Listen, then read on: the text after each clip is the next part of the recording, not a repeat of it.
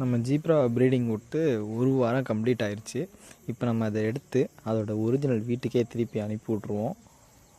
நம்ம பிரசவ ஹாஸ்பிட்டல்லேருந்து எடுத்து ஒரு வழியாக வெளியில் விட்டாச்சு. தன்னோட வீட்டுக்கு வந்து சந்தோஷத்தில் எல்லா மீனும் ஜாலியாக நீந்த ஆரம்பிச்சிருச்சு.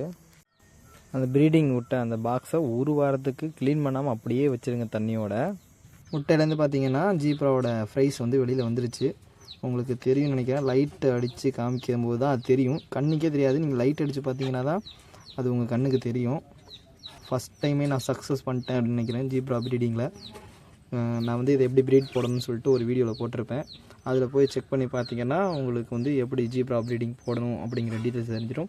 அந்த இதில் இன்னமும் நிறையா ப்ரைஸ் வரும். அதனால் வெயிட் பண்ணுங்கள். வெயிட் பண்ணிவிட்டு ஒரு 3 டேஸ்க்கு அப்புறம் பார்த்தீங்கன்னா இதில் வந்து தண்ணியை கொஞ்சம் கம்மி பண்ணிவிட்டு அதுக்கப்புறம் இதிலேருந்து உங்களோட வேறு டப்புக்கு வந்து நீங்கள் சேஞ்ச் பண்ணிக்கலாம் உங்களோட ப்ரைஸை.